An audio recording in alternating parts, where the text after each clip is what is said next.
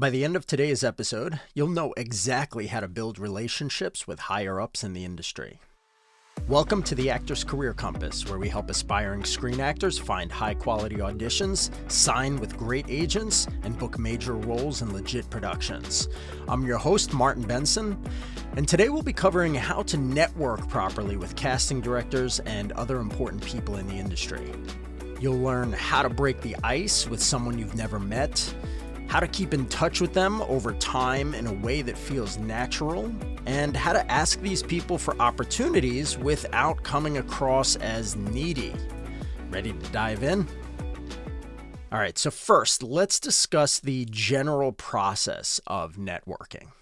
Now, this is not about going to some random networking event or film festival and trying to give out your business card to people. That's weird and outdated. Instead, what we want to do is first figure out who you want to target and why, and then break the ice with them and form a relationship. So, step one is to figure out who to target. Are there specific casting directors or agents or directors, producers, writers? Who would you love to meet? Now, if you're not sure, just think about the TV shows that you'd like to be in. Now, focusing on TV is actually easier than focusing on films you'd like to be in because TV is actively casting and they're writing new episodes for a while, so the information is more readily available than info on upcoming films, which is usually hidden. So you can use tools like IMDb Pro or Casting About, and those show you who's actually involved in these productions, and then you can write those names down as people who you want to target. Step two is to break the ice. So once you know who you want to connect with, we want to think about ways to initially reach out, right? Because if you do it the wrong way, it's just weird and awkward. So let's pretend, for instance, that you want to meet a casting director and they are hosting an upcoming workshop. So maybe you could attend that workshop and meet them there. Or maybe they have a social media channel that you can follow and you can start commenting on some of their posts, right? So in general, the best way to break the ice is by complimenting them or thanking them for something that they've done that has impacted you in some way, or just generally making a comment like on social media about something that is not asking for anything in return, but more so giving them or showing interest in what they do. So, for instance, if you're thanking them, you could show them how what they taught impacted you in some way, like something that you learned from them during that workshop that you attended, right? So, sending a simple thank you message without asking for anything in return is usually going to be enough to break the ice. Now, step three is to actually keep in touch with them over time, right?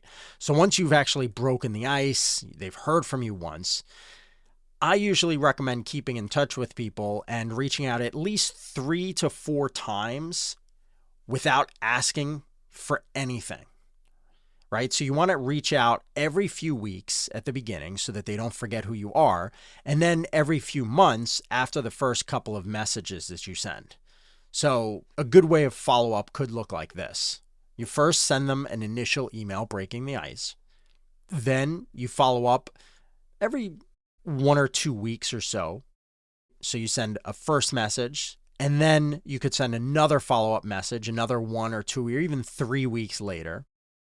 And now after you've sent these initial 3 messages, right, your first breaking the ice, then your second follow-up, then the third follow-up, at that point you want to wait around 6 to 8 weeks or so before sending any further follow-up emails.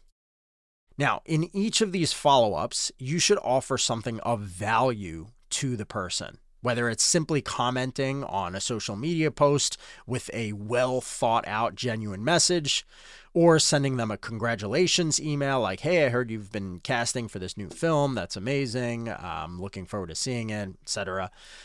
You want to make it about them and you don't want to talk about yourself too much unless you're thanking them for something and showing how what they did has helped you in some way. Again, like, oh, I recently heard your talk online about such and such thing and just wanted to say thank you because you said this and it was really helpful for me because of X. Now, step 4, finally, after a few months of these follow-ups where you've basically asked for nothing, at that point, you can ask them for something. Because you're asking directly and you're making the entire purpose of your email asking them for something, it comes across as much more genuine than what a lot of actors try to do, which is sort of a mixture type email where they send a message that's like, hey, I love your recent social media post. It was really helpful for me. By the way, here's my contact info and my headshot in case you have anything that I can audition for. That's kind of weird. It would be better to send them a specific email that's like, hey, great social media post. I really love that. It was really helpful. Thank you. And that's it. Then in a separate message, you say, hey, I wanted to reach out because I noticed that you've been casting for X. And I was just wondering, some of the character types that I typically play are these. Are there any potential auditions or self-tape opportunities that I could submit to? So this is where you're making the ask, right? Most commonly, you would ask them whether they have any specific upcoming roles that you might be able to audition for. And you do want to be clear, as I said in the example message that you would send, you want to be clear with the kinds of characters that you play. Because if you just say, are there any things that I can audition for, and you're not clear on what you're right for, it makes it a little bit difficult for them, and it's kind of putting more work on them. Like they have to kind of figure it out, and you want to make it as easy as possible for them to say, yeah, sure, actually, now that you said it, I do have this specific thing, right? You want it to click in their head. So the more specific you are, the easier that will be. You also want to make sure to mention the specific show that they're working on and why you'd love to be a part of that project. And because you've been in touch with them now for a few months and they know who you are, they're going to be much more likely to let you submit a self-tape or be considered for something than if you just sent them a message out of the blue, right? So the whole idea of this networking process I'm sharing is you figure out who you want to target and why. Well, I want to target this casting director because they are casting this show that I would love to be in. Then you figure out how can I break the ice with them. Then you send a few follow-up emails over a couple of weeks to a couple of months, and then you ask them for the opportunity to audition. Now, I want you to keep in mind that the process I outlined above does not work 100% of the time. Nothing is guaranteed when you're depending on other people.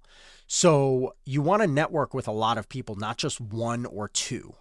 Out of all the people that you wind up trying to reach out to and keep in touch with, even if just a small portion of those people reply and eventually create meaningful connections with you, that's all you need, especially if you continue following this process over time. Eventually, you'll have a lot of people that you're regularly in touch with who can offer you opportunities, right? Over time, you're reaching out to more and more people. Only a portion of them are actually responding and forming relationships with you, but the number that you actually have that you keep in touch with just keeps growing over time if you're consistent with this. If you want to take your relationship even deeper with the person, you can also meet up with them for some in-person meetups, like for coffee or lunch or seeing a show. But just keep in mind that this only works once they've met you in person at least 1 or 2 times for auditions or other small things. Otherwise, it can come off a little bit weird if they don't know you well, or if you haven't at least had, say, a phone call conversation or something with them. All right, so thanks for listening today. Now, if you want to dive deep on casting workshops and how you can use them to access bigger roles that are normally reserved to actors who have agents, I highly recommend checking out my podcast episode called Use Casting Workshops to Get SAG-AFTRA Auditions Without Acting Agents. And that's episode number 70. You're going to learn a lot and have a much better understanding of how to make the most of those casting workshops. Check it out. Again, it's episode number 70. It's called Use Casting Workshops to Get SAG-AFTRA Auditions Without Acting Agents on the Actors Career Compass.